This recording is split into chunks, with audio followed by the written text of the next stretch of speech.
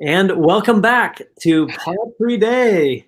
This has been quite a day, and I'm just super excited to have all of you coming back on. I've got some wonderful guests. My name is Roger Morgan. I'm the founder and CEO of Poultry, and we declared today Poultry Day. So, and we're getting lots of mileage out of it. It's just been a wonderful day of education and empowerment and fun and prizes. And with me this hour, at the top of this hour, is Dr. Tony Kremer. Welcome, Dr. Tony. And Brooke Sloat, our Director of Product Development. Welcome, Brooke. Thank you, Roger. I feel like I've never left.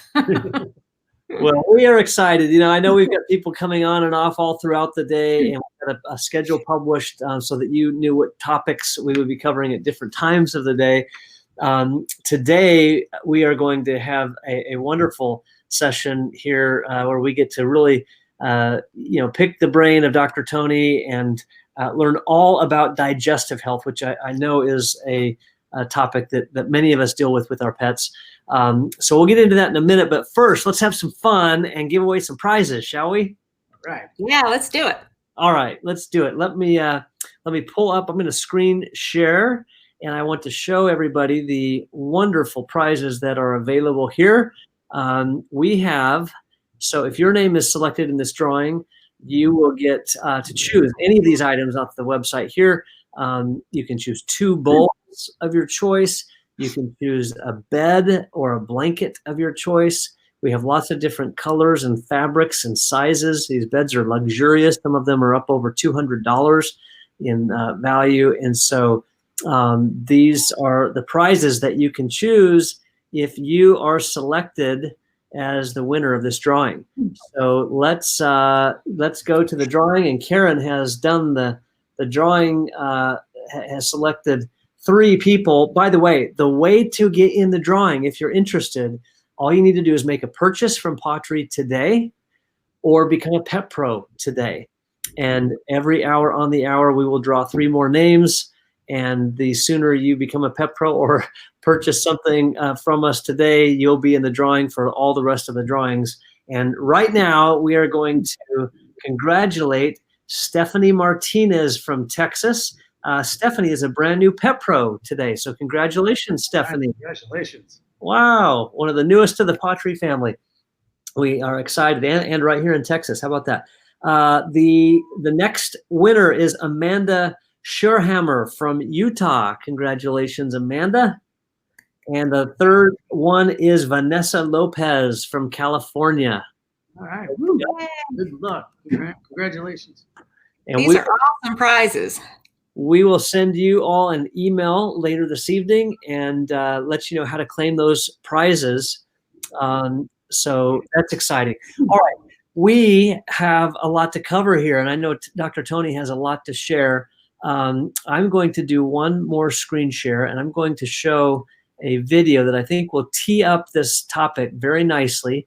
I'm going to go to our YouTube page and find here our Gastro Pro Plus, and I think this video will tee up the topic. Gastro Pro Plus is a great way of avoiding seeing your veterinarian. Probably one of the most common reasons I have pets coming in to see me is for GI issues, upset tummies, killer flatulence, all of these things. So Gastro Pro Plus is a combination of probiotics, prebiotics, and enzymes, all of which help keep your digestive tract happy. A probiotic is a dormant, dehydrated, live microorganism. Adding the prebiotic to the product allows us to give food to the good bacteria so the good bacteria can colonize the gut even more. We added digestive enzymes that could help break down each individual ingredient. Gracie likes it. I was actually surprised. The first time I put it on top of her food, I thought, I don't know if she's going to like this or not. But she ate that part of the food first. All dogs should take Gastro Pro Plus, no matter of their age, no matter of their breed, no matter of their health status, because it's giving them health from the inside out.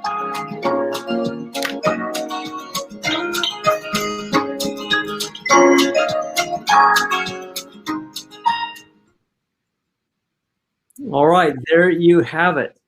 And I know Dr. Bernadine in that video said all dogs. We could add all cats. This is a product that works for dogs and cats. But Brooke, take it away. Let's see what we can learn from Dr. Tony in this session. All right. Well, as you know, poop is a big deal, and digestive health is just a big topic, as was mentioned. Because who wants to have their pets have diarrhea or vomiting, you know, et cetera. So, Tony, what is important for pet parents to understand? You know, I think when we talk about new diets, nutrition, pet supplements, I mean, what system is more important than our digestive tract when we're going to have that as our main topic? And so a lot goes into that, and making sure that everything is running correctly throughout the body is so important to pet owners, because if it's not, it causes some of the worst problems that pet parents are going to deal with: diarrhea, vomiting, and bad gas. And nobody wants any of those in their household any more than they have to. That's a really good point. So how can a pet's poop tell you that they're having some digestive issues? So there's a lot to be able to learn from your dog's poop. And it's something that a lot of people don't want to think about, but when there becomes a problem, it's one of the first things that people will bring to our attention. And one of the most common problems that pets see their veterinarian for. So when I tell people in general, when you look at your dog's poop, we want to kind of think about a good old Tootsie Roll. And we don't want their poop to be too hard or too soft. And color is very important. If you see red in the stool, that denotes blood, and that typically comes from lower GI problems in the colon. If the stool is too dark or too black, that denotes some type of bleeding that occurred farther up the chain in the stomach or the small intestine, and the blood just happens to be digested and turned dark by the time it exits the body. And then probably the last thing is the light color, the tan, the sandy colored stools are usually indicative of some sort of maldigestion, some way, shape, or form. We don't have the proper enzymes necessary to make that stool the normal color. I just learned something. So thank you, Tony. Excellent. Okay, so are there things that you can help a pet parent understand or recognize that their pet is having digestive issues? What are some of the things that they should look for? I mean, you mentioned a few things. You mentioned the bad gas, but sure. You know, again, all those things, vomiting, diarrhea, and bad gas. You know, again, to a certain extent, they happen to all of us. You know, a certain amount of time, but again, that should be infrequent and just not very often. So when we do have something that is consistent or again out of the norm, especially if we all know what our dog's normal day is like, and that comes to how they act, and you know what's normal for them as far as how much they sleep and how much they eat, and certainly the same goes for what comes out of them. If we see significantly different stool come out and it happens more often or changes and looks tremendously different, I mean that's definitely a sign to be aware of and to get checked out. Again, things like that will happen periodically, but again, I'm looking for a significant detour from what that pet's normal is. So that's definitely right. And sometimes when they have a gurgling tummy too, I notice that that's a precursor to something that happens later. I think just like us, too many rumblings down there are probably not a good thing. So again, if things are quiet and your food is being digested properly, that typically doesn't happen. But once they have digestion or they start to have a lot of gas, the gurgling belly is going to be a precursor to probably something we don't want to see. Right. So we're talking about a precursor and some pretty disgusting things, and I know it's past lunchtime, so that's a good thing. But what about pets eating stool? What's up with that? What does that mean? What does that tell you? Well, there's a ton of controversy on what that really means, because it's something that I don't think anyone's really absolutely proven, but there's definitely some theories to it. And so when it comes from a very common problem with puppies, and I don't think they've, some of the theories go all the way to, a immature, small, defenseless animal trying to erase the signs that they were there, instead, so that they weren't able to be picked up by a predator, all the way to, situations where pets are doing that, animals are doing that to because they're missing something in their normal diet, they're trying to recapture those nutrients by eating the stool. So those are certainly all possibilities, or a combination of both.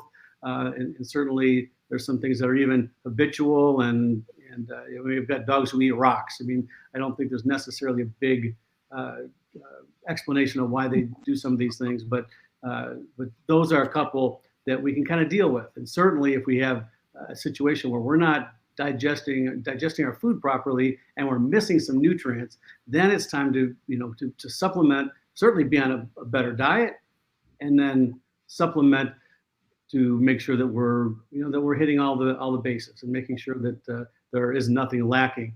And with a dog who's on a very good food like Pawtree, and if we have a supplementation for GI issues like GastroPro Plus, they're still doing some of these other things like eating their poop, I'm not that worried about it.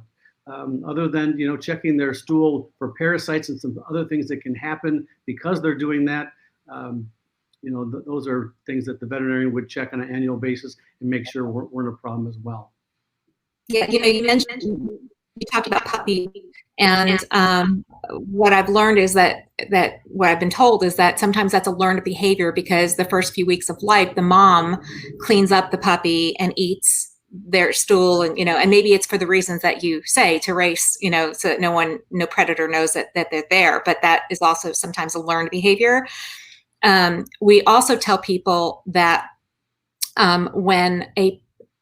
so if you have two pets, okay, and one has a stool and the other one eats that one stool, it's really the pet who deposited the stool who has the issue, because they're not digesting everything, right? Yeah, so totally makes sense. When you throw more than one pet into there, it can be very confusing for pet owners, and they're there to scold the dog who's eating the poop, when like you said, maybe in the background we've got a medical issue or a digestive problem in the other pet. It's a good point. Yeah. So what causes these things to happen? I mean, is this like a genetic thing, or is it a dietary thing, or what causes pets to eat this stool? I'm focused on the stool thing because so many people are so grossed out by this, and we get a lot of calls. Yeah, I mean, I think all those are possibilities. I don't think there's any specific, known reason why that actually happens. And so again, when pet parents bring that problem to us, we deal with it in that manner. We make sure we check what they're eating, and if we can get them on a better food like Pawtree, absolutely, that's going to cover some of the basis of digestibility and missing nutrients. And then, like I said, with going to a probiotic, there's a lot of people taking probiotics. It's a very common thing and known to be very good for our health. And so having something like GastroPro Plus, where we have the probiotics, the prebiotics, we've got those digestive enzymes in there, and we know at that point in time they're going to digest their food. We know they're getting proper nutrition, and if there's still an issue with that, then we're going to maybe look at more medical things and delve into that deeper. But specifically, like I said, and then if all those things check out and animals are still doing it, it becomes more of a behavioral issue, and we would kind of deal with it on that level instead of a medical or nutritional level. Yeah, that's perfect. So you mentioned, so in GastroPro Plus, there are probiotics, prebiotics, digestive enzymes, and herbs.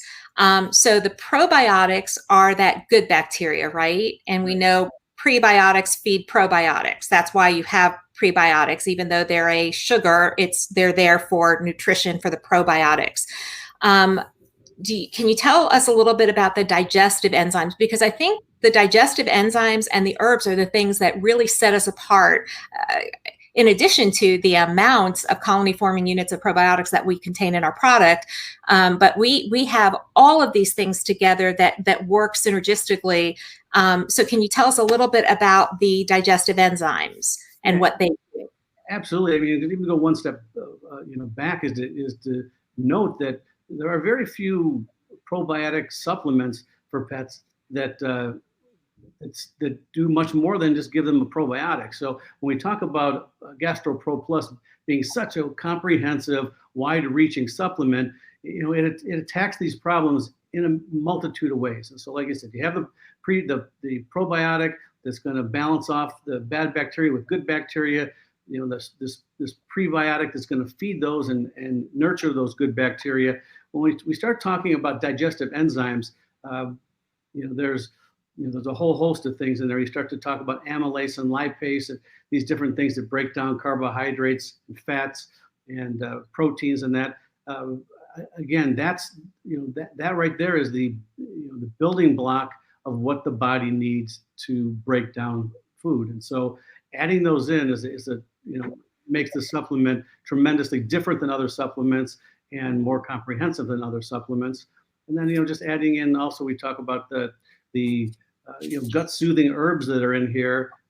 It's just icing on the cake for again, trying to be wide reaching in the therapies that we're giving there. And like I said, many of those herbs are anti-inflammatory in nature. A lot of our issues with GI, especially ones that are not a obvious sickness, a lot of them are inflammation problems. And dogs that get stressed out from separation anxiety, which we talked a little earlier about in our Ask the Vet segment, which is going to be a big issue for a lot of pets when these pet parents go back to work all day and go to school and everything. They're going to be lonely and they're not going to understand this. So, separation anxiety, stress colitis when pets, go to daycare or to a kennel. Sometimes they're just at the beginning, they're not used to it. They're overwhelmed. All those things can cause, an inflammatory situation in their digestive tract, giving them, what could be transitory diarrhea, which would get better on its own. But hey, nobody wants any diarrhea. Most dogs who get diarrhea and can't hold it and have that in the house becomes a major source of concern for the pet parent, because it is a disaster. So something we really want to avoid. And like I said, this multifaceted approach to a gastric and gastrointestinal supplement with GastroPro Plus is awesome. Oh, thank you. And we do have in ours, when we formulated this, we looked at everything that was in the market, including things that were sold at vet clinics. And so we have more colony forming units, more probiotics, 12 billion colony forming units, which is really huge. It's more than anything that is out there, along with the digestive enzymes and the herbs. I mean, it's a pretty amazing thing. Now, we do sell these, they come in capsules. Tony, can you explain why it comes in capsules and how people should feed it or give it?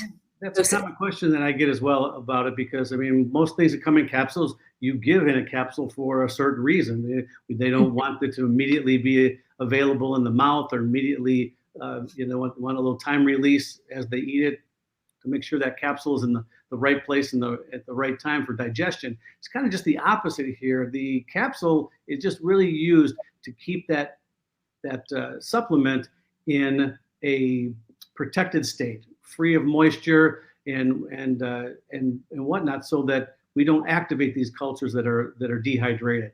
But what happened is, if it wasn't in a jar and you open the jar, immediately the clock would be ticking on how long those microbials would live. And so in this situation, it's kind of like individually dosing the pet and being able to protect and increase the shelf life of the supplement.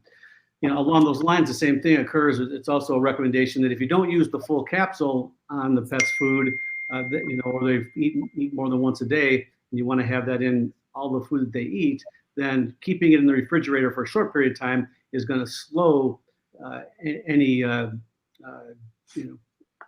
reduced amount of microbes that are going to be there. But again, the capsule is there for more of a protective type of thing for the actual supplement than actually anything about administration. Let me just quote here. a question. I'm getting a little feedback. Sorry. Okay, I think that's better. It's related to this idea of refrigeration in the capsules and so forth. And I know, ours, they're in capsules. They're also in a blister pack so that they're, sealed from any type of access to moisture. But the question here from Joe is, can you address refrigeration, please? I've had people tell me that our probiotics can't possibly be any good or alive because they would have had to be refrigerated, and buying any probiotic that isn't refrigerated is wasting your money. I've used them. I know they work, so I know this is false, but I would like some ammunition to back up my anecdotal evidence.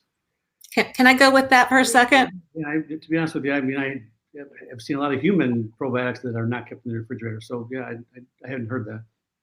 Yeah, what's interesting about this is we did a lot of research before developing the packaging for the probiotics, and it's the blister pack that is the key. Once you push, and I apologize, I don't have one in front of me, but once you push the capsule through the blister pack is the thing that is protecting it, okay?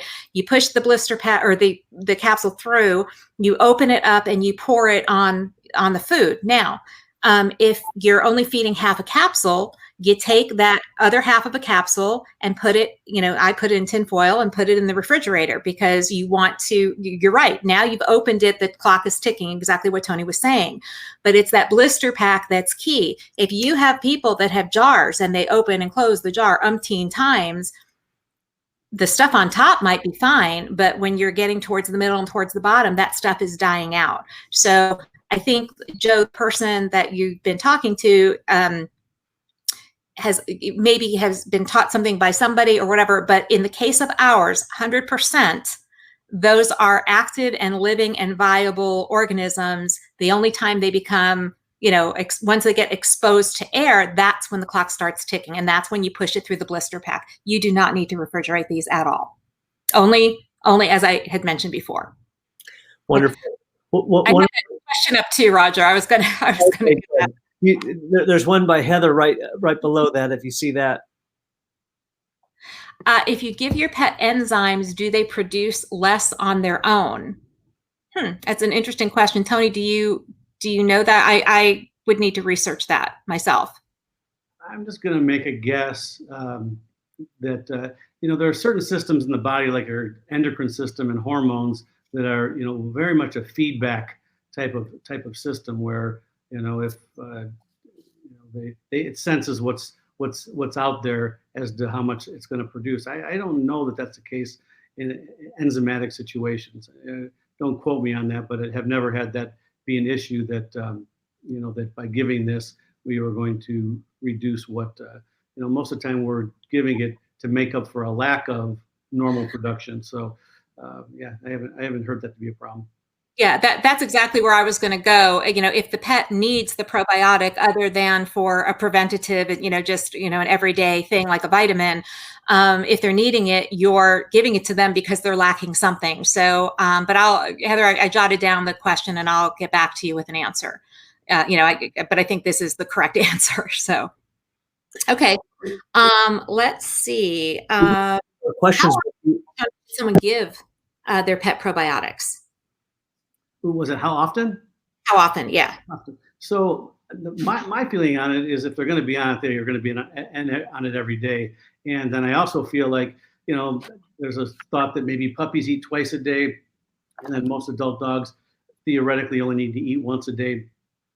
I would just say that it's probably best to have, every time they eat, to have the enzymes, there when they eat the food. So if you're going to have them, if a pet eats twice a day, then I would split that dose up over the course of both meals so that the food is bathed in that powder when it's eaten. Yeah, and it's actually we put cinnamon in it, and that it has a really nice cinnamony taste. Sorry, and so they really like it. They actually really eat it up. So they do really like it. Are there any other questions? I'm seeing gastro's amazing. I'm seeing praises. There are a couple. Let me jump. I see one here from Keely. She has a question for somebody else. My question is, I have a golden who turned 1 in February, and he gets hiccups a few times a day. I didn't know if that was normal once they aren't tiny puppies. Anything to worry about? Could Gastro Pro Plus help? Wow, good question. I don't know. Yeah, hiccups super common in puppies, and then as they mature, just in general, it's not a common thing that people will ask us about. So I would just think it's like the same thing as us. I don't know how worked up we get about getting hiccups, and if it's certainly not tremendously frequent or something just really bizarre, I don't think it's a big thing to worry about. And whether or not it's a reason to give Gastro Pro Plus, most dogs have other reasons that would make it something that would be beneficial for them. Anyway. Okay. Thank you. I'm seeing a comment, last thing here from Alicia, and it just went away. She said, Gastro Pro Plus is the reason I am a pet pro. My dog was pooping blood, and 2 vets didn't know why. 1 week after Gastro, and she was pooping normal, and ever since. Gastro is why I believe Malgi is alive still. So thank you, Alicia. Great testimonial. And we love our Gastro Pro Plus. This stuff works. It's amazing. I think we've covered quite a bit. You know what's in it, you know how to feed it, and you know it's good. What more do you need to know? I just go back to the whole thing about gas, because we didn't talk a lot about that, but that is a problem that we just don't want to have with our pet. And again, you're sitting next to your dog, you're sitting next to your significant other. If that happens, are you really going to blame it on the dog?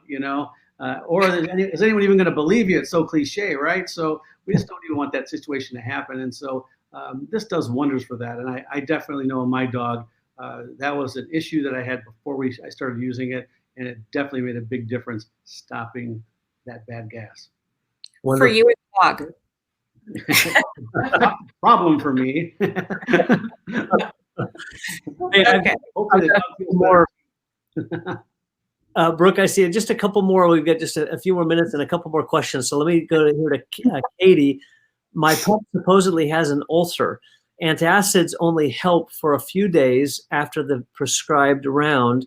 What else can I do to help? He burps a lot, gurgles a lot, and regurgitates a lot. He is on prescription GI food. Well, sounds like he's got a stressful life. We might have to do some things to decrease his release of acid in his stomach. I don't know. Again, it is hard to say what that's from. There's certainly a lot of medical reasons that could cause, ulcerations and irritations in the stomach that could even be bigger and badder things than just a digestive upset. So, I would definitely see your veterinarian and make sure that that gets dealt with, and that there's an underlying that they find an underlying problem for why that's happening. And in the meantime, being on a diet that's more digestible, maybe a little bit more bland, being on something like Gastro Pro Plus to help digestion, and maybe tax the body a little bit less in the digestive process is going to be a good idea. But again, gastric ulcers, certainly in people, if they're chronic issues, something needs to be done to get to the bottom of the actual problem and get a definitive diagnosis. Okay, wonderful. And then here's another question from Alicia. What about a dog that craves grass? I've heard differently whether it's okay or not okay for dogs to eat grass, usually grass in the springtime after the snow. Yeah, this is another one. I can't tell you how many times I've been on TV and been asked that, and it's something that again, the big question. And again, you can only theorize, and there's just a lot of thoughts on there of what's going on. Again, there's some people who think it's a nutritional deficit from their food. There are people that think that it's they're already having some issue, gastric issue, and they need to throw up. So they know that will make them throw up, so they eat grass and they vomit. And then I don't know. I've had dogs that are perfectly normal and they just ate grass. I think they just kind of like doing it. And it, again, it's a problem because it is a gastrointestinal irritant, and when they do it, they're gonna throw up. And so it's something that I say again, very common issue. Lots and lots of people ask about this, but we certainly don't have very many longstanding repercussions from dogs who do this. I would just say in my dogs, it became a training issue. When we walked them, we did our best to tell them no when they started eating that, and tried to, really try to break that habit and from a behavioral standpoint, because, it never failed. They'd come inside 20 minutes after eating grass and it'd be all over the floor. So definitely an issue, definitely a gastrointestinal issue, irritant. Why they do it, like I said, there's many thoughts that you can have out there. Some of them you can deal with. If they are nutritionally imbalanced or they have a deficit, good food and good supplement will cover that base. And if they keep doing it, then I think more along the behavioral lines and whatnot. Wonderful. I've got another one that just came in from Jen. I have a dog that is 8 and he has started vomiting almost every morning. And if not every morning, then every day, he will lose his whole stomach full of food. The only answer I've received so far is he needs an antacid, such as famotidine, to stop the acidic vomit. But I'm concerned because I know it is not normal for him to throw up that much. Yeah, I would agree. Periodic vomiting in dogs and cats is more common than it is in people. And one thing we can attribute to that is that dogs use their mouth as their hands. If we had to pick up everything everywhere with our mouth, we'd have a lot more people with COVID probably too. The problem is dogs do that, so they're more susceptible at getting stuff in their mouth that that's irritating or whatever. And so I think that plays a role in it. Is maybe we compare it to how often we would accept vomiting in a human being. But that being said, when you start talking about vomiting every day, that to me sounds like something more going on. And certainly before I would just say, oh, it's okay, it's not that big of a deal, I'd have things checked out, blood tests run, maybe even an X-ray of the abdomen, and look at some things, a little cursory examination and some basic diagnostics, and let's make sure we're not dealing with something, because many diseases, liver failure, kidney failure, a lot of hormonal problems that can all cause pets to decompensate, and many times they start with throwing up. So it could be a sign of a much bigger thing. That sounds excessive to me, and I would have that checked out. Again, we talked earlier about cats. Periodically, once every couple of weeks, vomiting is a little bit more acceptable in that. We talk about hairballs and using hairball remedy, all a good thing. But this sounds a little bit extreme to me. Wonderful. That's all I see, Brooke, on the comments. I hope I didn't miss any for you. Yeah, no, I agree. I agree. So, yeah, this was excellent. Tony, thank you so much. You've given us some really good information. I've learned stuff this time too. So this is awesome. I love it. Thank you. I love it too. Look, it's great to see all these names sliding down the side of the screen, and they're interested in taking better care of their pet. I love that too. Well, and I'll give a kind of a final wrap-up question or comment here, and then also let you know what's coming up for all those viewers who want to stay with us live at the top of the next hour. But one thing I will say, it's been really interesting. I agree with Tony, looking through these comments and the number of people who have sincere questions on this topic, the number of people who have already tried our Gastro Pro Plus with incredible results. I've seen so many testimonials right here with people who are just absolute living, breathing evidence of the fabulous that Gastro Pro Plus is. And I would just invite you, as the founder and CEO of Pottery, we have formulated our products to absolutely make a difference and truly be uncompromising. And that means uncompromising in every way. The quality of the ingredients that we put into it, the choice of ingredients, the formulations themselves, the partners we use to formulate, the manufacturers we use to make the product. I mean, we are just absolutely uncompromising.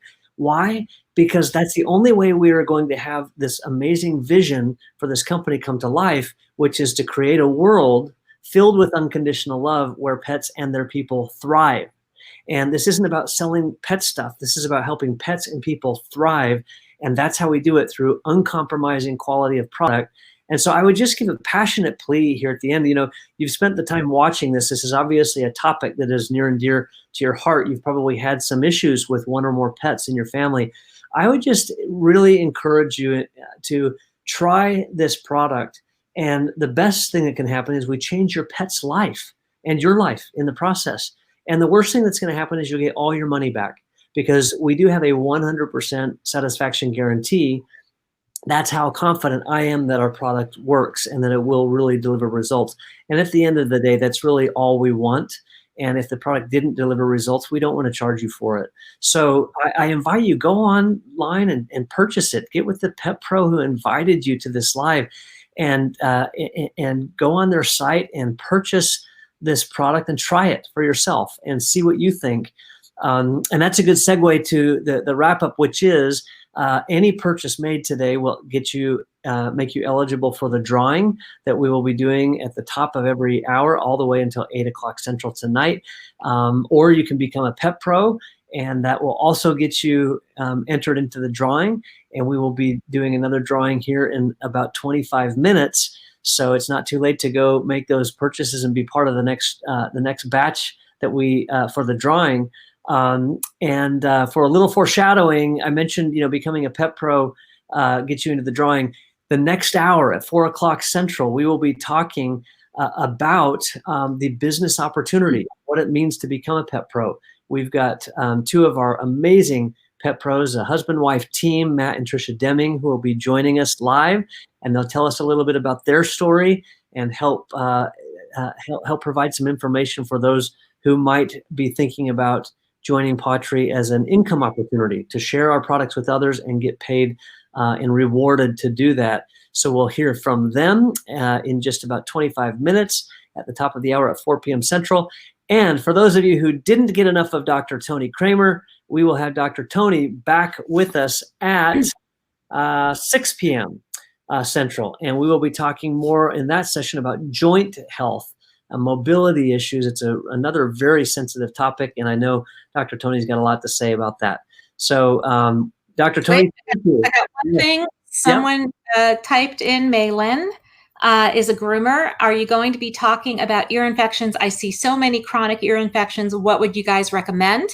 I would recommend that you watch the first product segment that we did with Dr. Danny on allergies. We talked about our ear wash and ear dry, and that's an absolute solution. You can also call into the Pottery home office and we can help you there, or get with the person who invited you and they can tell you all about it.